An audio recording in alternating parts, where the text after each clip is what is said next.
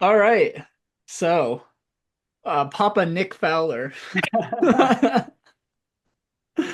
Welcome back, official friend of the pod, and official holder of the Arizona Trail FKT overall in the self-supported style. How does it feel to be a superhero? Um, I don't feel like a superhero. How do you Uh, feel? It's been I'm a still very tired. yeah. Today's been very good. Today and yesterday have been improvements. Um, if I still felt like I did on Tuesday, I probably would have postponed this podcast. How Uh, so what were you feeling like on Tuesday? uh, just exhausted and still hurting a lot. Mm, My feet have never hurt this bad before when not even standing on them. really? Wow. Yeah. Because I seem to remember pictures from the PCT of necrotic feet, and you're saying that it hurts now more than that? That's different. That's very different. My Sure. feet actually went numb on the PCT, so I didn't feel anything Mm, like the last 1,000 miles. sure. That's That's remarkable. So it just stayed at like a constant level of just suffering for, days after you finished. Y- After the Arizona Trail, Yeah. yeah, yeah, and I'm still kind of suffering. I've never spent so much money on recovery stuff. Like interesting. I'm like, this is not good. I need something. So I freaking bought like some recovery shoes. I bought some off-brand Normatec compression Yes. boots. I mean, they're Nice. only $70 and they only go up to your calf. But man, wow, that made a huge difference. Once I got those Hmm. in, Yeah. like within a day and a half, I was starting to feel some improvement. Nice. A little massage, anything like that? I've had two massages. I've had a pedicure. It was the pedicure was kind of painful. Like, it was someone that works on like athlete's feet, not athlete's foot, but athlete's feet. The feet of athletes. Yes. And she like told me it was funny. She was like, "Your feet are mad at you." But she like told me she was like, she's like, "I'm not going to be able to do everything today, but you're going to need to get this and this and this and do this." And so I'm like looking it up on Amazon to order it, and so I'm not paying attention to what she's doing, and then she like digs in. So like I lost my big toenail on my right foot, Mm, and she's like digging into like a corner to like because I told her about it, and I was like, be careful, but I want to make sure it's not ingrown because it was extremely painful the last 2 days. mhm. And so I'm not paying attention, and all of a sudden she's digging in and like just cutting away at like the corner of my toe. And yeah, that was not comfortable. That sounds awful. What do you think? Was there anything that you noticed? Was it the desert? Like, what do you think made it so difficult on your body this time? The amount of miles per day. Yeah, Yeah, I mean, I've never done 70 miles per day for 4 days in a row and then continuing to average, nearly 64 miles per day. That was, yeah, it was just a lot of pounding, a lot of pounding. yeah, And that I is a went into lot. this heavier than I went into the PCT. Um, and I was doing 200, 250 mile food carries. Do you think that was a good thing or a bad thing? Like coming in with a little bit of extra weight? Because I could see it being a good thing if you have more fat to sort of burn or muscle to carry you. But how did you feel that went? I don't, I think the Arizona Trail is too short to really need extra body weight. Sure.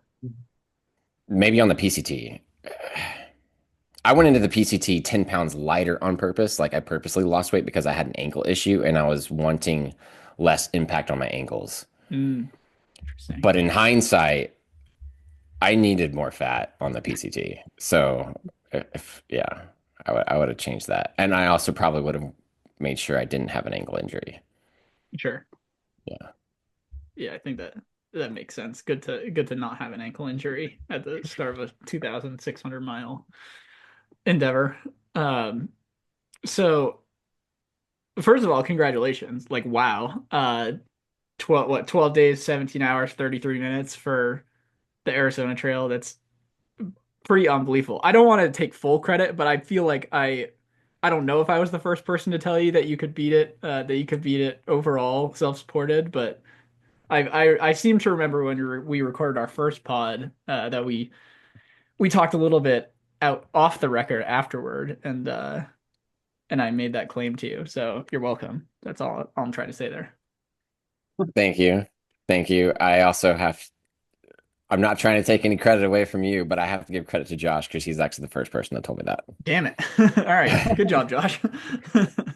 Josh Perry, for those who are uh not initiated. That's yeah, that's really cool. How It's soon after those like suggestions did the idea like really take hold in your mind? I mean, you were already thinking about it. Oh, sure. Yeah. I mean, with Josh telling me, for whatever reason, I don't know what the hell it is, but for whatever reason, whenever Josh tells me something's possible, it's like I believe it more.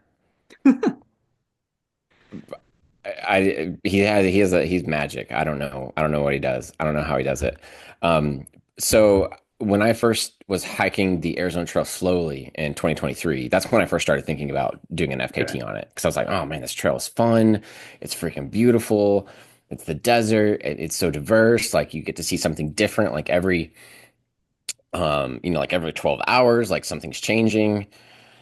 And so that's when I first started thinking about it. And now I will say, I still think Joe McConaughey is way freaking faster. If it were not for his like post holing to his knees up on the Kaibab Plateau and being slowed down by the day, there's no way I would have ever believed that I could have beat his record. Sure. Um, so I was kind of, yeah, if it weren't for that, I mean, I initially was thinking I might be able to do it. And then Josh told me that I could do it, and I believed it a little bit more. And then you told me that I could do it, and I believed it a little bit more. And but I went into this with very little training. So I didn't quite believe if I could do it or not. And I really didn't want to post about it, but out of respect for the premiere routes and being public, Yeah, sorry. That was also a me thing in your ear, so I apologize about that one, yeah. but but I I appreciate mean, that you put it out there. I think having it out there made the stakes so high. Like people were. I mean, I know there wasn't like a publicly available live tracker, but people were waiting on your social media posts. It was a very exciting time. Well, and well, two responses to that. One, I didn't remind me to come back to the Grand Canyon. Sure. But one, so the reason I didn't want my tracker public was because for the self-supported effort, like I didn't want there to be any spectating. And there's a lot of people, since I've already hiked the Arizona Trail before, like there's a Mhm. lot of people on the trail that already know me. And I mean, I can't tell you how many people I had sending me messages saying, "Hey, what's your tracker? I'd love to come out and, bring you, something on the trail, or I'd love to come out and support you." Totally. And I didn't respond. I was not responding to anybody's messages. I was responding to very few people's messages while I was out there. Because I was trying to stay focused. Yeah. And I was like, it was like I felt like if I responded to one person's, then I should probably be responding to everybody, and I didn't want to leave anybody out. So I was like, I'm just going to leave everybody out, Yeah. and just stay focused on the trail. I still read everything because it was encouraging, but I was like, I don't have time to click anything. I don't have time to type anything. I just need to go. Since it's so short, like there's no time Hmm. to waste, and so that's why it wasn't public. Now it's public, so anybody can look at the information now. But I just didn't want to be. I didn't want my record to be tarnished. Yeah. Um, yeah. No, I think that makes a lot of sense. I mean that's what Joe did for the AT too. And I think that like for those longer I think for something like the long trail it's short enough that um I mean I guess it's still long enough that someone could come sabotage you, but I feel like I don't know, I feel like for those multi-month things where or multi I guess Arizona Trail classifies as multi-week where it's like uh I just feel like it's long enough that if you give it enough time, someone's gonna come find you, and it's like, okay, it's better to just not have that be a question. So I very much understand that. Yeah. But the second part was, I mean, I posted that I was going after the Arizona Trail record, and then day two, I'm crossing the Grand Canyon and I'm puking my guts out. Like, so weak. I'm slow. One of my miles climbing up the South Kaibab Plateau or South Kaibab Trail was 2 hours and 20 minutes For 1 mile. for 1 mile. So It's horrifying. I'm leaning over the side of the trail, puking. I'm, curled up in the fetal position in the middle of the trail. Hikers and flip-flops are passing me. People are like making comments like, "Oh, that's a great idea, taking a nap in the shade." And I'm like, this is all I can do. Like, I'm struggling to survive right now. So I halfway up out of the canyon, I gave up. I was like, there's no way. Like, I'm not focused on the trail anymore. I'm not focused on the FKT anymore. I'm just focused on getting out of the canyon. And a very nice family from Phoenix came across me and they were like, "We don't think you're gonna make it out of here, so we're gonna stay with you." And eventually, one of them carried my bag for me, and it was like as soon as I wasn't carrying the weight of my bag, I could move. Like because when I was carrying my bag, I could only move like 100 yards before I had to lay back down on the ground. Whoa. And so they started carrying my bag, and then I was able to move about a half mile to a mile at a time before having to take a break. That's incredible. But yeah, it was only like 4 days before you started again. Like, did you diagnose like what happened or uh Uh, I just focused on just drinking a lot. I mean, I wasn't able to consume anything. So like as soon as I got out of the canyon, I was just focused on consuming and replenishing.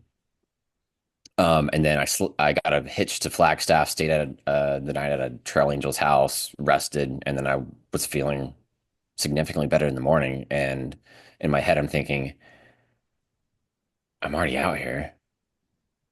All my resupply boxes are already mailed. I mean, if I'm out here and I'm spending time away from Canyon, I have to do something epic. Like, let me just restart. And so I rested one more day, and then restarted. I didn't realize. So I realized the second time I was going through the Grand Canyon, I was eating so much more food, and so I think like the 100-mile warm up session, even though my legs were a little bit fatigued, it like gave me a giant hunger boost. Mm. And so I think with that extra hunger, I was able to fuel the way that my body was what my body was demanding. And that helped me. I mean, like the second time coming out of the canyon, it was a breeze. Like 143 miles in by the night of day two, and I was feeling good. That's so tweaked. I can't imagine on an unsupported thing moving that many miles. Uh, so Self-supported, not unsupported. well, but like at by by the end of day two, you probably were still meeting the criteria for unsported. So Okay, yeah. Well, no, I bought some lemonade and a beer and some chips and candy at the Phantom Ranch at the bottom of the Grand oh, Canyon. well, in that case, DQ'd. You're done. Do you have any theories as to why you had the stomach problems the first time around? I don't think I was fueling enough. Okay. In the moment I thought it was salt. I think it started with because when I was first going running down into the canyon, I was focused on speed and I wasn't focused on fueling. And I think I got behind on my calories. And then once the nausea started, then I wasn't consuming enough salt. I wasn't consuming enough liquids, and it just all spiraled. Sure. That'll do it. huh.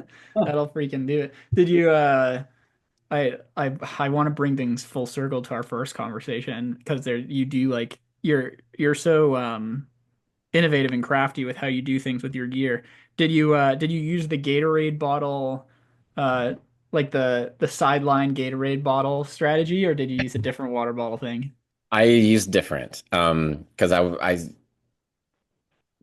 that bottle works better with a different bag, and I ended up Hmm. choosing a different bag for this that bottle would not have worked well with. What'd you use? This is going to be mind blowing. A Solomon 15-liter running vest. What? Yeah, but it was too small. Okay, so the 15-liter Solomon running vest is very conservative on the 15. I think it's more of like a 17-liter. Like, Excuse me. I mean, you can fit so much in it. Like, it's insane how much you can fit in it. Now, with that being said, even with how much you can fit in this, Yeah. considering the size of the vest, it still didn't fit enough. So I added two pockets to the front. I also added three bottom pockets to the back. Okay. That equaled a total of 4 liters. 4 liters of added volume to the back bottom that were all Okay. accessible on the go. And then I also had to um, uh, strap a dry sack on top. Oh, and then I also added two quivers, one for trekking poles and one for another liter of water. Okay, so here's a potentially dumb question. Why not just use a larger backpack? Uh, because the running vest has so many more pockets up front, so many more Hmm. accessible things up front, and so it's like evenly distributed and more comfortable for running. So are you planning on selling this prototype? No, I have considered asking Solomon to make some changes to their pack though. But Sure. okay, Yeah. but I still have more. Like, why not use like I feel like Ultimate Direction makes like 30-liter running vests. Like, why not use something like that? I They're don't like like any of their stuff. you don't like any of their stuff. Okay, so you're just like And right. I have tried a lot of it because I thought that's what it was, and Yeah, I don't like it. just ride or Any of die it. Solomon, and you will edit the bag to use No, to no, fit. I'm not ride or die Solomon. I think Ultra Spire vests are more comfortable, Ah, sure. but the Solomon vests have more volume capacity up front. Yeah. And so it's a trade-off of yeah. No, I think that makes sense. That's another part of these multi-week things that shock me is like I was looking at String Bean's pack list for his AT hike and he used a 22-liter pack. I don't understand it. Like I don't know how you guys like I used a 20-liter on the Pacific Crest Trail. I don't get it. I used a 40-liter pack for the unsupported long trail, which was a 4-day effort, and it was basically full to the brim. Like I don't get how you guys pack so light. So I also had to make some modifications to my 20-liter Nashville pack. Sure. Like I had an extension strap made so that if I couldn't fully close the top of it, like if it was too full of food, I You could could cinch it there, down. yeah. Yeah, that's super interesting. Okay, so you go through the false start, bringing it back to the actual effort and not my gear quandaries. You go through the false start, not taking in enough calories, and then you rip 143 miles in the first 2 days. Well, What first, are oh sorry, go I, ahead, Xander. I want to ask what motivated the 2 a.m. start. That was an accident. So like right on the board, so I was intending to start at 3, but right at the border of Utah and Arizona is there time zone change. And so Mm, like my phone was reading Utah time, even though I was like right yeah, at the border of Arizona. And so I thought I was starting at 3 a.m., but I was actually starting at 2. that's awesome. That's wild. Well, Okay. A but little. then so what's then the impetus for a 3 a.m. start? So okay, so I thought I was gonna originally I started I think on the 25th of October. Mm, I don't remember for sure exactly what day it was, but so anyways, whenever I restarted, I had missed some of my weather window that I was shooting for, and there was a snowstorm coming into the North Rim that mm, next morning. And so I was like, I have to get off the North Plateau before the snow hits. sure. And so I was like, I'm gonna start a little bit extra early to make sure that I get off that. That makes a Got ton it. of sense. Yeah. Uh, and so then you rip 143 miles in the first 2 days. And how are like what are you thinking at that point? Because I know that it was not in the plan to go that far in the first 2 days, and then you do like, are you thinking, wow, I'm about to rip 70 miles a day for this whole trail, or are you like, wow, I just burned all my candles? Like, what is going through your mind at that point? So afternoon of day 2, I mean, I'm running more than I thought I would be running. And it was like I had this epiphany. Like, okay, normally when I get tired, I revert to walking. Like my walking is my rest. And so but I had this epiphany, like if you once you get tired, if you just keep running, you cover more ground. Wow. That's really innovative, yeah. I can see a Scott Jurek post about this already. Yeah. So, but then night two, I was hurting quite a bit. Um, I was really achy. I was off my feet for 5 hours, but I may have not even gotten 3 hours of sleep because I was aching so bad. And then it was 23 degrees that next morning. All of my water bottles were frozen solid, not just like icy, but frozen solid. One of the nozzles in like my primary water bottle froze and broke. And Sweet. so like if I ever like leaned over, it would like squirt out. And so yeah, that's morning of day three. That's already failing. Um, and so at that point, I was like, oh, maybe 70 miles a day is a mistake. Like maybe this is too much. Like I'm hurting too bad too early on. Mm. And so I'm thinking, well, do the best that you can until you know better, and then once you know better, do better. So I was like, I'm just gonna adjust. I'll play it by ear today, see how I feel. And then as the day's progressing, I realized since I'm ahead of schedule, like originally I was going to resupply at the Conoco gas station in Flagstaff, like mid to late morning on day four. But since I'm ahead of schedule, I realized that I have to get there tonight. Otherwise, I'm going to be waiting for them to open the next morning. Right. And so I ended up doing 67 miles on day three to make sure I get to and also I was late. I was late. So I ended up, when I was like a half a mile from, they were like 5 minutes from closing when I was like a half a mile away. Hmm. And I was like, there's no way I could make it in time. So I called and I bribed the clerk $20 to stay open until I got there. It's a That's great awesome. hourly rate. Yeah. Yeah, Yeah. that's fantastic. Um, and so you got your resupply, thankfully. Um, but you've now pulled another almost 70-mile day. By my calculations, you've pulled 210 It, miles even. yeah. Yeah. It's averaging the 70 miles a day. Yeah.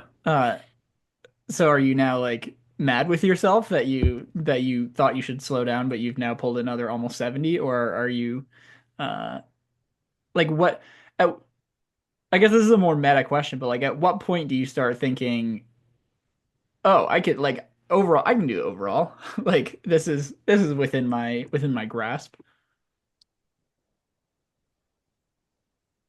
Um, so if Joe McConnell listens to this, I'm sorry, Joe. I know I told you that I was going after Josh Perry's record, but I was going after your record. From the beginning, I had intentions of going sub 13 days. Mhm. I just didn't know if it would be possible. So I was like, I'm just gonna do the best that I can because I mean, I went into this tired and sleep deprived. I mean, my son was born at the beginning of September. So I've this is the least I've trained for any FKT. Um, I had a lot of doubts, but I'd thought about it all year. I thought about it all last year. I'd been planning, I'd been thinking about it. Um, I was focused on it. I mean, I didn't feel prepared, but I was focused on it. And so I was just going to go out and see what I could do. And uh, then day four, and day four, like I wake up and I'm like, maybe I can do another 70 miles because this is another easy day. And I think like by the time the sun came up, I was not moving fast enough to do a 70-mile day. Mm.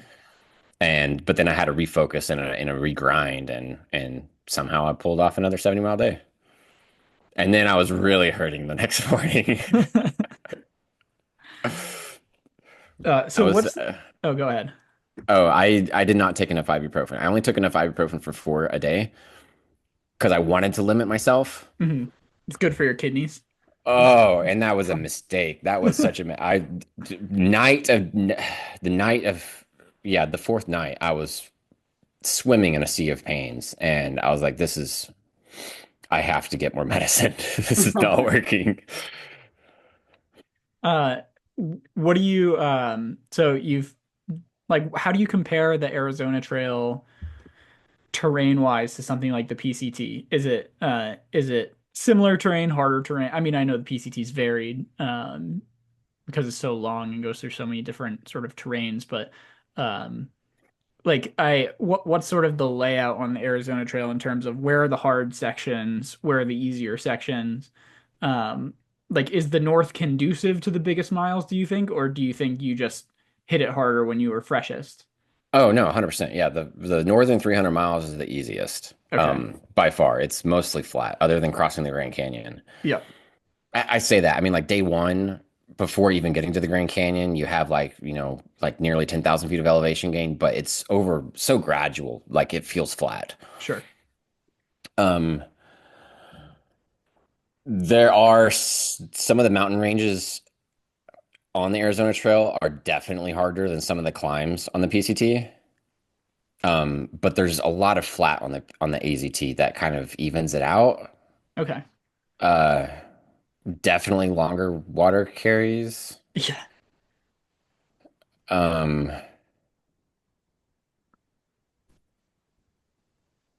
they're different. You can't compare the two. I mean, they're so special in their own way. Yeah, you can't compare them. What was your longest water, or I guess biggest water carry? I was talking to Heather recently, and she was talking about having to carry like 7 liters of water at once during a couple times. Is that she did it earlier in the year, but was that your experience, or like how big were your water carries? I had several 31 mile water carries. I had most of them were 20 mile or more. It's a lot of Um, water. if it was 10 miles, it was nice. I that may have not happened many times. Hmm. How many liters did that normally like convert to? I was not drinking enough. There were many times I would do 20 miles on 2 liters. That's Many, Sure. many, many, immense. Is many, many times. Was that like a conscious thought to like ration? Like I have to carry less, like, or was that just how that cookie crumbled? And did you like really camel up at water sources? Like, did you Yeah. drink a bunch, or did you just like, all right, I'm going to be dehydrated, and that's how it's going to be? I would chug about a half liter, maybe 750 milliliters at a water source, Hmm. and then keep going. But the weight. I was already carrying so much weight, and I was trying to move fast, and my feet were starting to hurt from the pounding. And so I was like, I can't. I mean, like the difference between carrying 2 liters and 3 liters Hmm. feels like 20 pounds. Yeah. And so there were a couple of times like, did I, okay, so my first attempt, I took a 3.5 liter carry capacity. And I remember carrying 3.5 liters at one point, and I was like, this is awful. This is not going to work. And so on round two, I made some changes, gear changes between round one and round two. And round Mhm. two, I was like, I'm not taking 3.5. I'm not even going to give myself that option. So I lost a liter and I only took 2.5 liter capacity. Wow. That's Um, crazy to me. That's not a lot of water.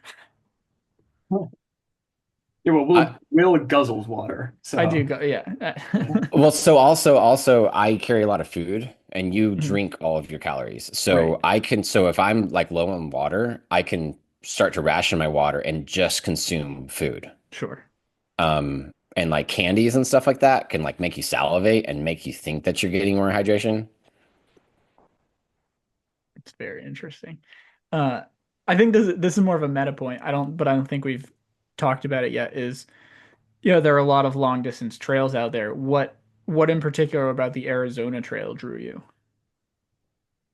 It's freaking beautiful and it's freaking fun. I mean, 2023, I was just having a blast on it. It was cruisy. I say it's cruisy. It was way easier in 2023 than it was in 2024. Um, it's too beautiful not to do fast. I feel like there There's would be a lot of people who would say the opposite. Like it's too beautiful to go yeah, fast. I was gonna say there's someone out there slamming their keyboard right Yes. now. Like, Dude, smell the I All the roses. roses. dude, they don't know what they're talking about. I mean, I guarantee, dude, I saw two desert tortoises out there. I saw a Gila monster. I bet you I saw better sunrises and better sunsets and better animals at night. I bet you I saw way more than anybody that's done the trail in 50 days. Yeah, that was a pretty fantastic photo of the tortoise too. Oh, I have an even better video of it. It's like breathing. It's like breathing and like its neck is like, That's so sick. yeah. That's true though. Like when you're doing one of these things, you get to see like so much more of the day, and like you have generally like nothing else to focus on. So maybe evidence uh, that you can consume more beauty than the stop and smell the roses people going Yeah, for. and it's also experienced in a completely different way. Like when you're completely exhausted, like you like your senses almost get heightened in some ways. And I just think it's a beautiful experience. I don't think there's any way, and this is, and I admit I'm different than most people, and like I don't recommend anyone do anything the way I do it, but I truly believe that this is the way I enjoy the trail more. And I hiked the trail in 30 days in 2023. I snowshoed 220 miles of it. It was during a super bloom. I saw a stupid amount of flowers. Like you cannot argue with me that I have not seen the beauty of the Arizona Trail. Yeah. Yeah, it is different. Like you see more things during the day. Also, I remember Tara telling me like all the things you see at night that a lot of people don't get to see at night because they're asleep usually. Like the wildlife that only comes out at night. I would imagine Dude, it. Oh, go ahead. I saw a ton of different foxes out there. I saw a cat-like animal. I don't know what it was. Ooh, And cryptid. I have not been able to figure it out. I've Googled it, I've searched for it, I've asked people. I have not been able to find a picture. It was a cat-like, it had a cat-like face. It was all white and it had a big, long, fluffy tail that had some rings in it. And no, it was not a ringtail. There's a Hmm, massive difference between a ringtail and what this was. I saw three of them all by themselves between the Mogollon Rim and up high in the altitude in the Mazatzals. And it was one of the most beautiful animals I've ever seen. I have no idea what it was, and I was never able to get a picture of it. hmm. I Sounds like a quick swear it was a white, skinny version of the Cheshire Cat from Alice in Wonderland. That's so strange. You can go you should go back and do the trail fast again so that you can find this animal and you can discover a new species. I want to. I mean, it was beautiful. It was, yeah, it was a very vivid memory. Yeah, that's so cool. maybe they only reveal themselves to people who can go sub 13 on the Arizona Trail. So true. And I would imagine in Arizona the stars at night are probably pretty crazy too, right? Oh, amazing. So when I was first got out there, it was like a full moon and it was like super bright at night. And I was like, oh man, like I wish I was starting now so I could, have more light at night. But I'm glad the moon disappeared, by the time I started, or was disappearing by the time I started. Because it really lets the stars shine whenever a bright moon is not there. And it helps you sleep at night because there's not like a giant bright light in your face. Sure. Yeah, I think that makes sense. Um, okay, back off the tangent, back to the effort. So, you're plowing forward after your 280-mile first 4 days. Um, you're plowing forward. What does the next few days look like for you, and how are you adjusting to being in extreme pain? Um, so the chafing started getting extremely out of control. Yeah, that was when I was reading your trip report. Uh, One commonality I saw was every day chafing worse, chafing worse, chafing's even worse. So I thought I had solved all chafing problems. Like I didn't have any chafing problems on the PCT, but apparently when you bump it up from, 50 to 55 miles a day to 70 miles a day, it creates new chafing problems. And by the night of, by dark of night four, I had no pants on for extra airflow. Um, that continued into day five and day six. Oh boy. Um, In the it can desert sun? There were times I was concerned I might get burned. And it wasn't all day. It was like just temporarily moments, like if I needed to like, like let my shorts dry or something like that. Sure. Uh I f- oh, and then when it started raining, oh, the raining and wet shorts, that makes it even Ooh. worse. Yeah. Oh, it was awful. But then finally once I got to Roosevelt, I got new underpants. Mm, And once I had dry, fresh new underpants, everything was smooth sailing down there. okay. But I did run into a couple of people. Uh, did you I feel like I remember last time we talked you had a very specific company that you used I think for underwear and socks maybe? Yeah, Uh exoskin. Exoskin. And are you uh the new pair of underwear that you got was it a different brand or just a different pair? Different pair. Different Different pair. pair. So Okay. here's the problem. I was using too much friction defense, too much like Interesting. anti-chafe product. And so it got my underwear nasty. Mm. And then it all was spiraling from there. So that was on me. Don't use too much lube and don't take that out of context. Actually, when we make the promo for this podcast, I'm just gonna take the 2 second clip of you saying don't use too much lube, and that's gonna be the That's whole all the promo. marketing for this episode. Yeah, yeah. Yeah. And so you get the chafing under control after much pain. I What? did a 65-mile day with probably half of that day not wearing any underwear. Oh my God. Like, are you concerned at any point that chafing's going to like completely derail you, or do you or are you always Yeah, I don't, I mean, it wasn't going to derail. I mean, I had so much chafing on the PNT Mhm. and I was able to get through that. So it wasn't going to derail me, but I was concerned that it was going to slow me down significantly. Mhm. So I was like, I have to solve this problem. So I only did 65 miles the next day. And then, which was like my last section of good, easy trail. Sure. And then the next day was the Mazatzals, and that was hard. Because there's a really steep climb going into it, coming out from the Verde River, and then the south side of the Mazatzals is kind of hard to navigate. Like there's lots of cairns, and by the time I got there, it was dark and it was raining, Mhm. and so I couldn't even see the cairns. I couldn't find them, and so like, bless this one guy's heart, this tent camper. um, or he's camping in a tent, and I couldn't find the trail, so I'm like walking past him back and forth like multiple times in the middle of the night. Like the last time I walked past him, I could tell he was getting frustrated. He's like, wiggling around a lot and like, what the hell? Who the hell is out there?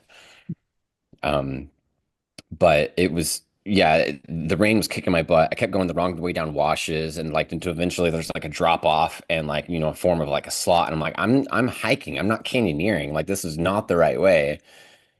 And uh, eventually, Will, your words came into my mind. Remember last time we did a podcast and I asked you, hey, let's say it's midnight. You were planning on stopping soon, but it's raining. Mhm. You pitch your tarp, or do you keep going until it stops raining? Right. And you were like, I stop because I'm moving slower in the rain. And and I know it's raining right now, but maybe if I stop and I sleep and I wake up, it might not be raining.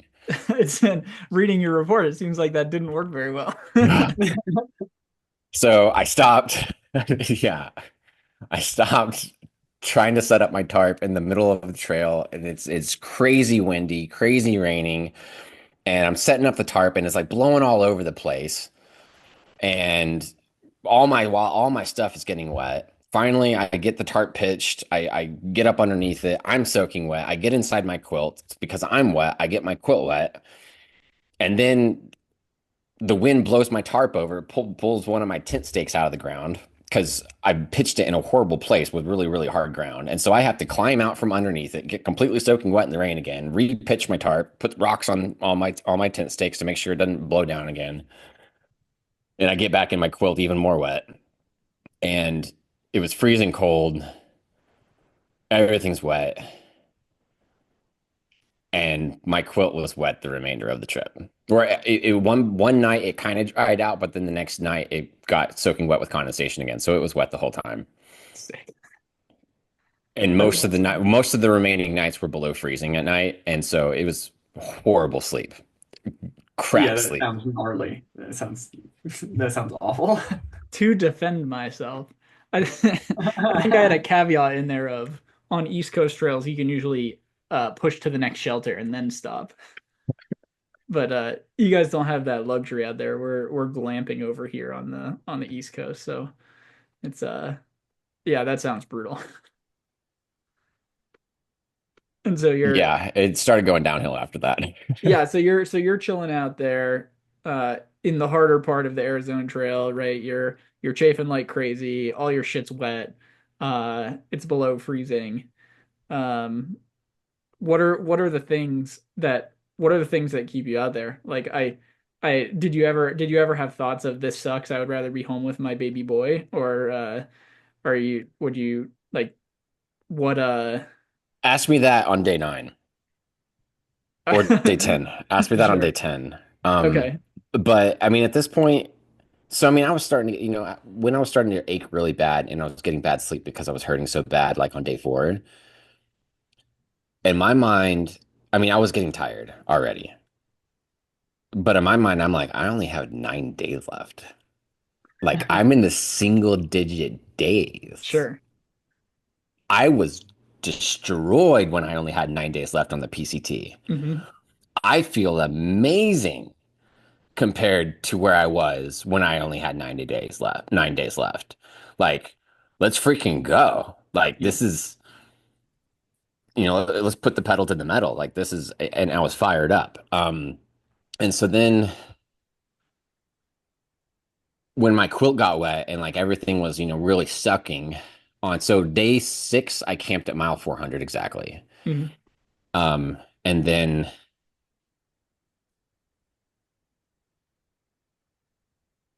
day 7, I camped at mile 460. And I'm starting to get really tired at this point. And everything's wet, but in my head, I'm thinking I only have like a week left. So just tough it out. Still a long time. It, but it's all in perspective. Like everything I've Absolutely. done was for the PCT, where it's 7 days is not a lot of time. Totally. I feel like that's such a powerful thing. Like I know very different scale, but I feel like through hiking the AT has made these multi-day things a lot easier for me because I'm able to say like, oh, I was on the trail for 4 months at one point. Like a 4 day effort is not that long. Like I can suffer for 4 days. So it's obviously it's a very different scale because you did I did 20 miles a day on the AT and you did 55 miles a day or 60 or whatever on the PCT. Like but I get what you mean. Like the power of the time scale is a big mental tool to pull when you're out there, and I feel like it can really help you make an unmanageably large thing into something that's at least a bit smaller. Yeah, I think that there's also like you sort of imported an interesting strategy from like 100 Ks and 100 milers here, whether on purpose or not. But like the really hot start, and then you're having like your body's feeling good, right? Like you pulled 4 or 5 like 70s in a row. So you're ahead of where you thought would be. You feel on the whole pretty good. You can like get gritty and stay on pace for like 3 more days, and then you're like, oh well, I've got 5 days left. Like that, we just got to get home. Um, I don't know, like it. That's like what I see a lot of people out west like doing in 100 milers, and like it's interesting that the same thing worked for like an 800 mile run. I think it also worked well with southbound because of the way the trail is. I think it would have been different northbound. Like if you do the trail northbound, like you have to cruise in the final 400 miles. Sure. Sure. Because that's where you make up the ground. It's man, Miller was so hard at the end. Um, it was kicked my butt. Wow. Lemon kicked my butt. The superstitions kicked my butt. I got a lot of butt kicking. Aren't the superstitions supposed to be haunted? They haunted me. Um, yeah, Joe at Northbound, right? Yeah. Yeah. Okay. Do you think there's a significant advantage to one way or the other, or do you think it's more what you're, tailoring into your strengths? Yes and no. S- Because the weather window is such a big deal in the AZT, that makes a huge depends. So my original plan, okay, so October ended up being very hot in Arizona. Hmm. My original plan was to start mid-October and go northbound. Interesting. Um, and because, only 2 weeks, I should be able to see most of the forecast and hopefully start when it's cool enough in the southern portion, because the southern portion is where it's extremely hot, and then only have to suffer the cold a few days up north. Sure. But it was way too hot down south, like even up towards the end of October. And so I was like, I'm not gonna be hiking when it's 95 degrees down there. I would not survive. And so I kept waiting, and then all of a sudden it started getting, it flipped from hot to cold extremely fast. Like very hot to extremely cold, extremely fast. And so all of a sudden it's like, nope, you have to go southbound. I have to get it out of the high elevation stuff before snow hits, and snow did hit. Um, so if you have an ideal weather window, I think northbound would be the way to go. But get the hard stuff, the hard, steep, rocky stuff out of the way first, and then just freaking plow through at the end. Sure. Do you like the fact that the Arizona Trail just has um, one tab on the FKT board? Like there aren't a bunch of route variations? 100%. Like I don't, there shouldn't even be a northbound, southbound. It's just one trail. Dude, preach to the choir. I love it. That's my opinion with basically every long distance trail. Like there are some short ones where I get it, where there's like a significant difference depending on which way you go, but like AT, Colorado Trail, JMT, it should all be just one, and you should go Yeah. whichever way is best for you. I like I that yeah. I like that the Arizona and long trails don't have any variations. It's great. Now, I will say again about the northbound versus southbound. Like if you go northbound, you have 1,000 feet less of elevation gain. Sure. But 1,000 Um, feet over 800 miles, it's yeah, in the whole grand but scheme of things. the difference in the climb over Miller at the very southern end versus the easy cruisiness Sure. on the north end, like which one do you want tired legs on? Right. Yeah, no, that's I mean, it depends on what your strengths are, I think. Like are you a better flat ground runner or are you a better sort of power hiker? Because that my contention with the long trail on an unsupported thing was always I'd rather take the hard stuff when my pack's heavier and then take the runnable stuff when my pack's lighter. But I mean, I suppose it's a little bit different on a self-supported thing because your weight's sort of oscillating. But but that's always been my thought.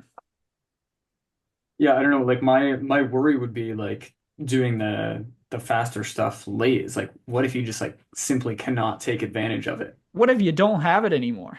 Yeah, that's also a good point. And if you look historically at me, I'm usually dying at the end of my efforts and don't Sure. have the steam. So maybe southbound was the right way for me.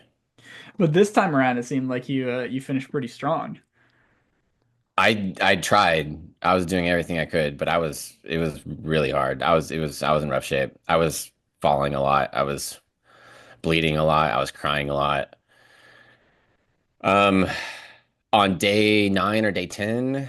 going back to what you had asked me, there was a moment for about 4 hours where I didn't care. I stopped caring. What's that And mean?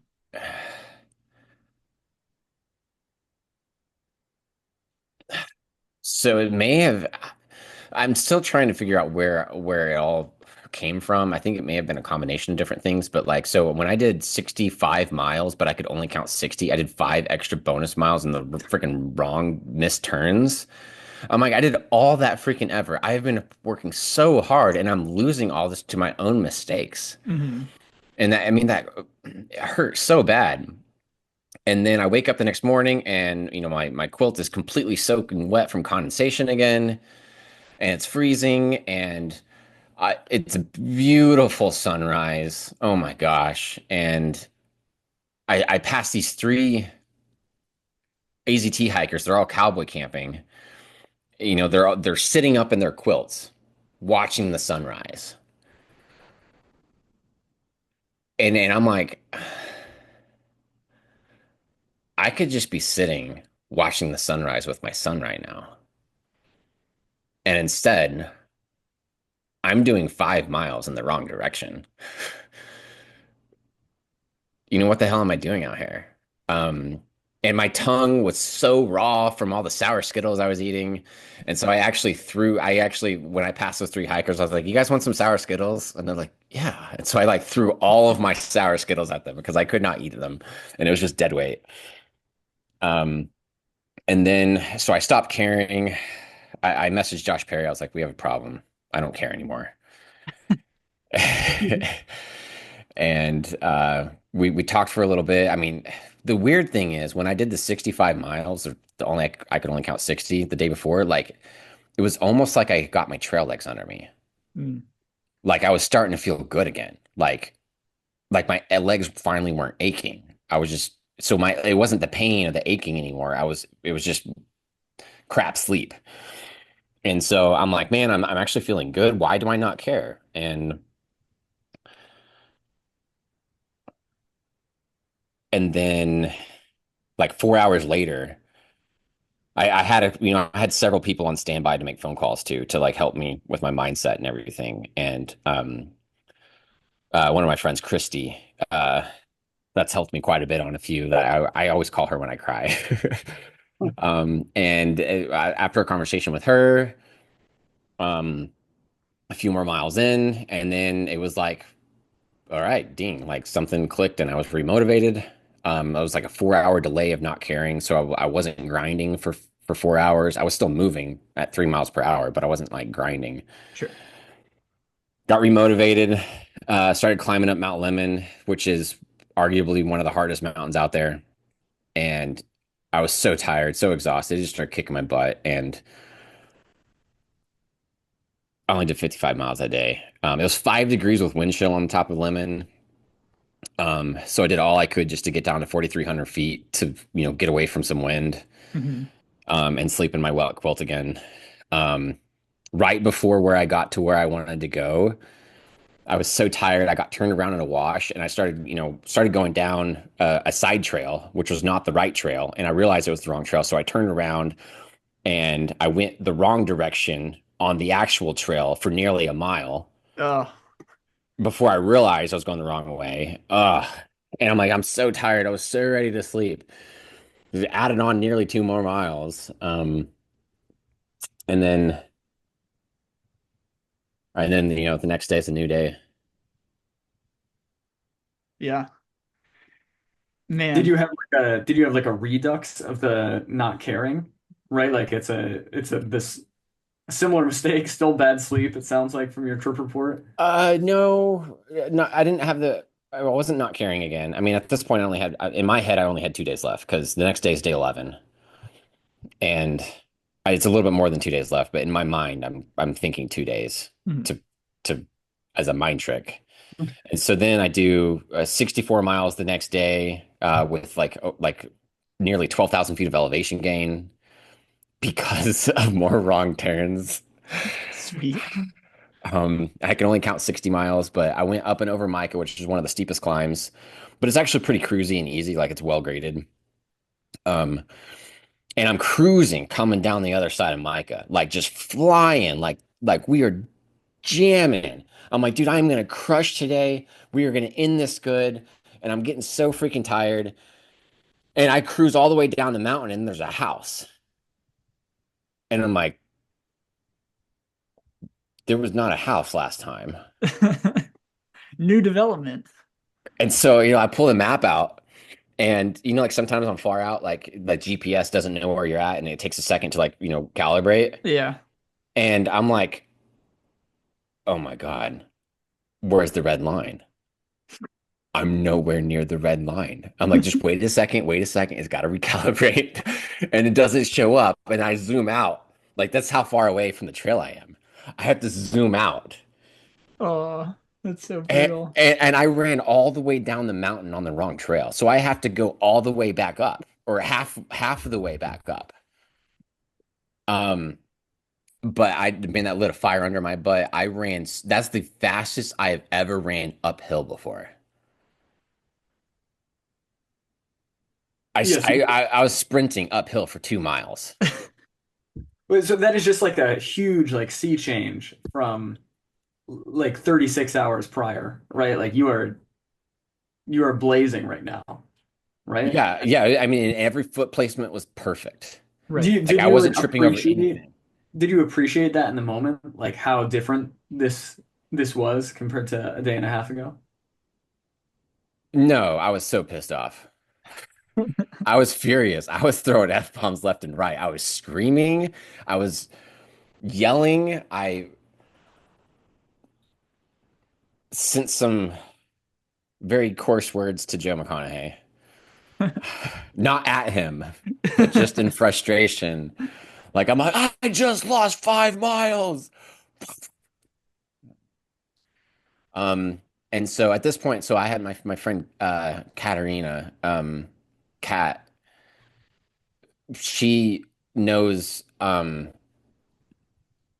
Arizona Trail very well. She lives near it. She's hiked it several times, and she's very good with math. And so she had been tracking me and kind of helping me with a few things. And so, and I'd given her my tracker. Well, my phone was on airplane mode. And when I take it off airplane mode, when I realized I missed the trail, she had messaged me. She's like, "You took the wrong turn."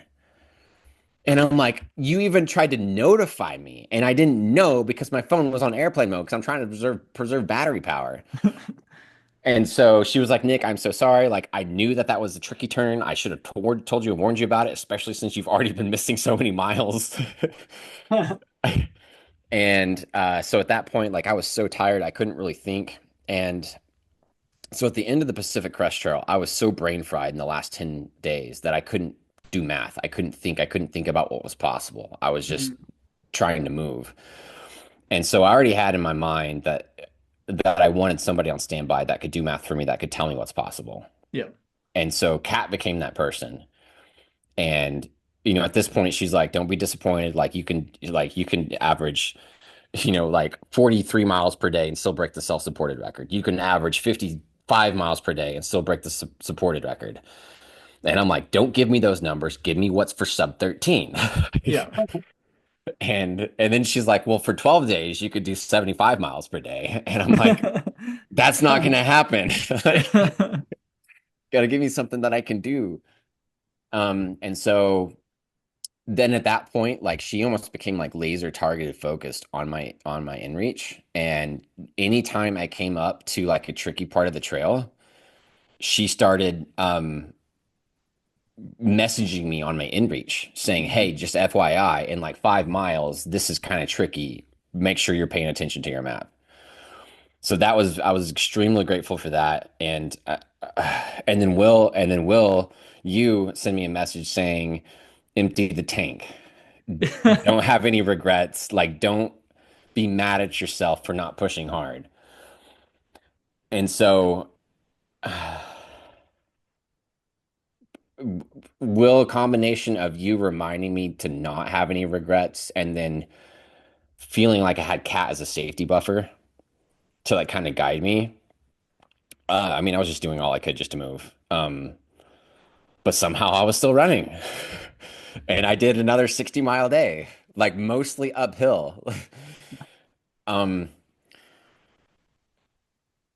and then there was a pony in the middle of the night, Was it a real and pony? a real pony, and it guided the way for me. Like I pet it. I pet it. Sure you did. It did. And then it and then it like turned from me. I was like, "Oh, the pony doesn't like me." It was like walking away. And I was like, "Oh, wait, no. The pony is showing me where to go." So I follow the pony, and then all of a sudden there's a bright, pure white horse. It's like Gandalf's horse. Like the pony is like the right size for a hobbit. And then there's Gandalf's horse, and then there's like a herd of other horses. It's like the riders of Rohan. And then and then I think I made it like 4 more miles and I slept, and then 3.5 hours later I started the next day. Wow. That sounds like an experience. I only took 4 pictures on the last day. That's how tired I was. That's yeah, that's saying something for you. I feel like uh I feel like you take the time to take good photos usually. I But do. In fact, actually, you guys, I've been working on an Arizona Trail FKT YouTube video oh, cool. this week, and I really hope people understand how much I appreciate the beauty in trails because, I mean, I sacrificed 7 minutes for an epic tortoise video. That's yeah, see, that's smelling the roses right there. Oh, Like and I have 2 pretty good pictures of some flowers, and there were not many flowers out there this year because everything's been so dry. But there you go. yeah, I got some good flower photos. And so at this point, you're smelling the barn. Uh, what takes you through to the end? And like at what like I feel like at some point there's always a switch that flips where it goes from being painful to being like I'm like you're so close that it sort of stops being painful, you know? That it's like you start feeling like some of the maybe some of the good part of it because you know you're gonna get it. Like where for you, if at all, did things start to feel good? Or was it just all pain all the way to the end? The final 2 miles are easy. That's where it felt Okay. good. But I mean, so climbing up Miller is steep. It's very rocky, crossing it, so it's not easy to make fast time. And then finally, I'm like, oh, I'm done. I've reached the high point. It's all downhill from here. But it's not just downhill. It is like straight downhill, and it's Mm. rocky and like super steep. And so I keep like my legs are wobbly, and I keep falling. My knees are bloody. I can't make good time. And there's certain times like where I like it's really steep off on like the ledges. And so like I mean, normally I'm not concerned about my safety, but there's points where I'm like I'm not able to catch myself. If I'm running and I trip, I'm gonna fall off this mountain. And so I I kept stubbing my toes. They were so painful. I cried a lot. I screamed a lot. I'm like, I knew my friend Kat was at the border. And even though she was like, like 6, 5, 6, 7 miles away, I screamed so loud. I was like, I hope they didn't hear that. Um, but then finally, the final 2 miles are easy and cruisy, and I was able to run those. Mm. Um, and then, man, so I knew she was there.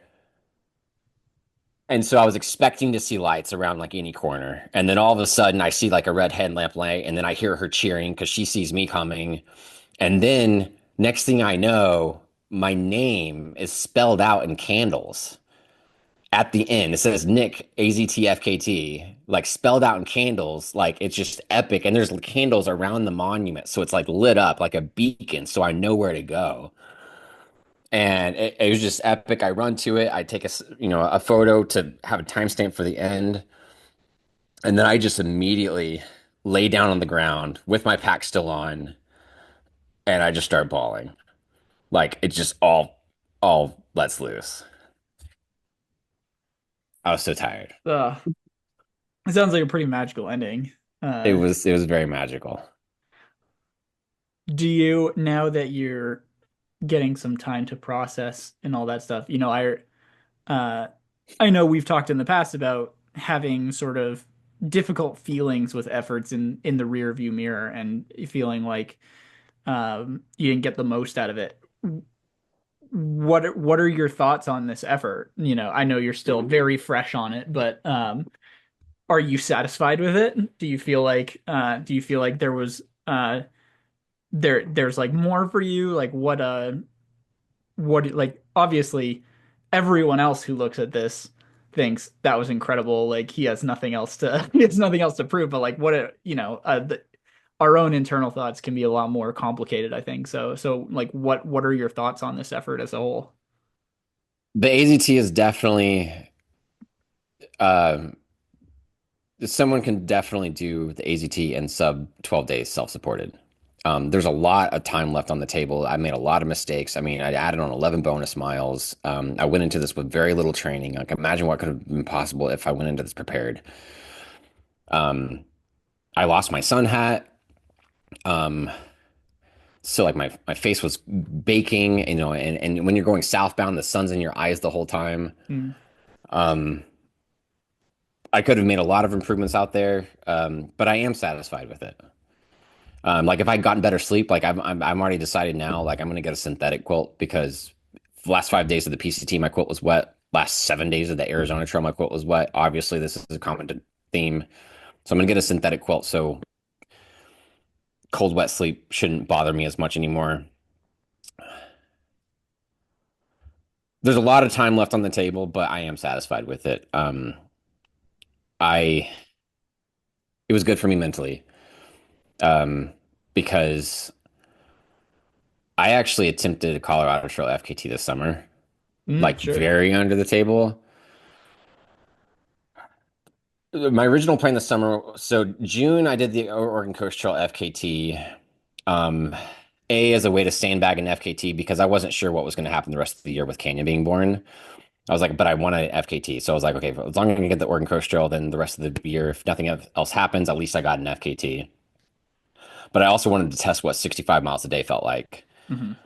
And then July, the original plan was to hike the Colorado Trail slowly, just as a way to keep my legs warmed up in preparation for the Arizona Trail. But right before I did it, I was like, well, what if I don't do the Arizona Trail? Like, what if something happens and like, you know, the pregnancy is complicated and what if I need to stay home and I don't get the chance for the Arizona Trail? So maybe I should do the Colorado Trail FKT. And so last minute decision, I decided to go after that. But I had like really bad emotional PCT flashbacks and completely bailed on that whole idea. And I left feeling very inadequate. Like maybe I don't have this in me anymore. Sure. Like did the PCT break me type thing? And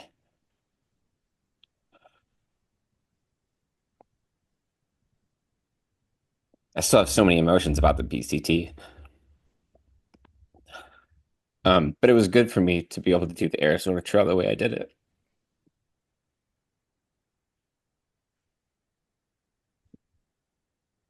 You guys talk.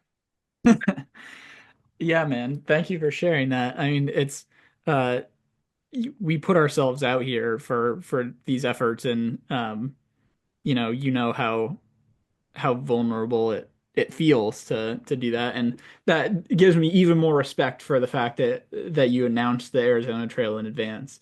Um yeah, Yeah, it gives me a lot of respect.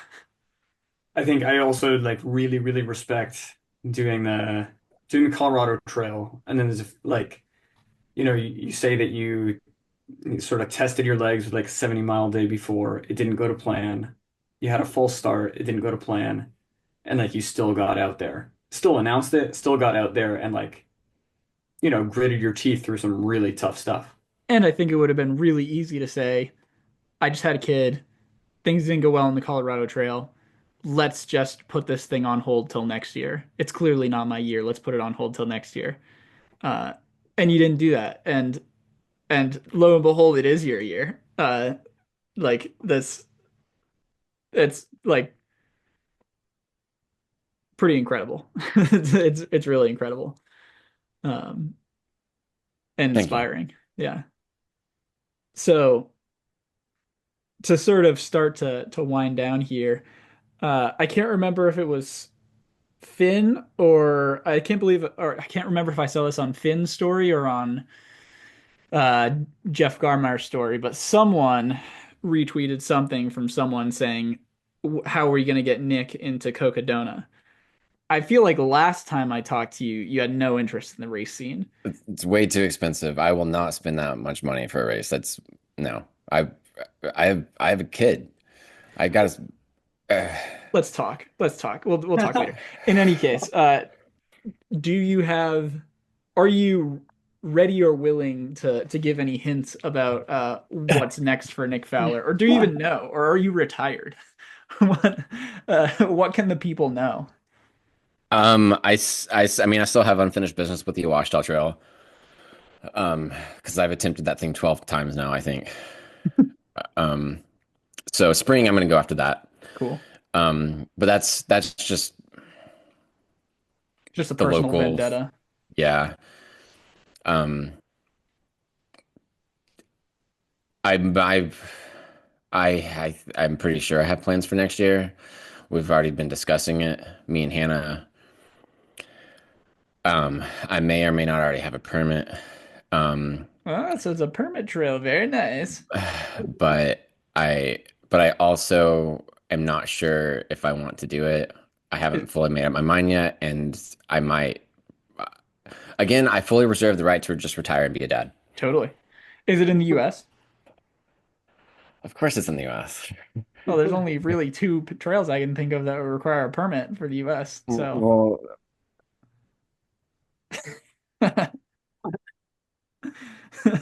all right, we'll let the people's imagination run wild. Imagination. But boy, you want me to keep digging? You want me to? No, I mean, deduction takes you pretty far. Well, but the like one of the two you've already done, and the other one is like way shorter than I feel like what is your standard. So I either one would be excited. I would be excited to watch either one. Um, I might just want to be a dad. hey, I have mixed feelings. I don't know where my mind's at right now. Yeah. fair. Do you need a permit for that? Just to be a dad? Yeah, you definitely do. Uh, you at what point do you just start bringing Canyon on these FKTs? Sure. Oh, there's already plans for a baby FKT. It's gonna be the youngest FKT in history. That's awesome. I've Uh, already told Allison. she got to make a new category. She was actually, well, I told her, I was like, it's gonna be fully supported. I don't know how many 0 days will be involved.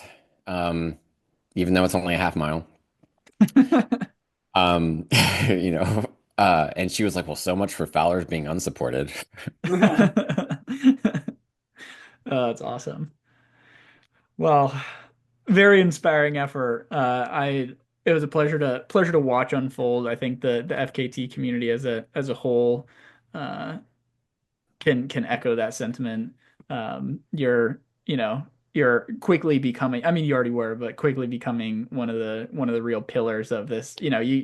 I remember last time we talked, you're like, oh, don't put me in the same sentence as Joe and Josh and all these people. Like you are, man. I mean, respect the hell out of those guys too, but respect the hell out of you too. Like you're in that class. You're not the underdog anymore. Well, I appreciate that. I still think I have a lot to learn, and I have a lot to learn from all those people. Like Totally. they've paved um, a pretty high standard and precedent, and I mean, I still feel like I'm learning so much every single FKT I do. Like it's just so fascinating what the human body's capable of, and it makes me very curious. Well, and so this is another thing that I forgot like 10 minutes ago, but now I'm remembering, so I want to prod you on it before we leave. This has been like a pretty big year in the multi like we've seen a lot of barriers broken in the multi-day scene, I feel like this year. Uh to toot my own horn, first sub 4 day long trail, first Whoop, sub whoop. first sub 13 day Arizona trail, first sub 7 day Colorado trail, first sub 41 day Appalachian trail. I feel like with all these efforts, we're still seeing like huge chunks taken out on like the gains have not become marginal yet. When do you see that happening? Because at some point the gains are going to become marginal, right? Like if you keep taking giant chunks out, eventually the all these records will be 0 days, and that can't happen. So, um, like, do you think big chunks will still be getting taken out of these records in 10 years, or do you think we're living in this heyday of things getting cut down right now, and that it's gonna you know level out at some point? Um, I think it's twofold because I think at a certain point, like once the records start getting stout enough, I think it might scare people off, and so there could be less, fewer attempts. Sure. Like when there's a bigger window and you have more confidence that you can break it, there's going to be more chances of people going after it. Hmm. But at the same time, I still can't believe I did 70 miles a day my first 4 days. Sure. And between the Arizona Trail and the Oregon Coast Trail, I've realized that it actually hurts less to run than it does to walk at a certain point. And so if you just keep running, like you keep covering more ground. And so like what if you get fit enough and good enough and your body is trained enough and conditioned enough to where you can run the whole time? It's a crazy idea. I don't like it. No, I see what you're saying though. I mean, running is faster. If you can do more of it, then you'll go faster. And it's less painful. Yeah, I don't know about that, but that's interesting. It's less painful on your feet. Like once your feet hurt a certain amount, like if you're running, there's like less contact with the ground and so it doesn't hurt as bad. Sure. I Yeah. agree about the feet. It's like your legs die out. But I mean, you're talking about like totally like the limit of like human capacity there. I think that like right now is like an interesting time, like you're saying, like there's so much competition, or there's more competition than ever on the big routes. So you're seeing big chunks because there's a lot of competition. Like, and in 10 years, like there'll just be like a regression, right? Even if there are still people going after it, I just think that right now you have like a saturation of people trying to compete who are really, really good. Sure. And There's a lot of potent good people out there.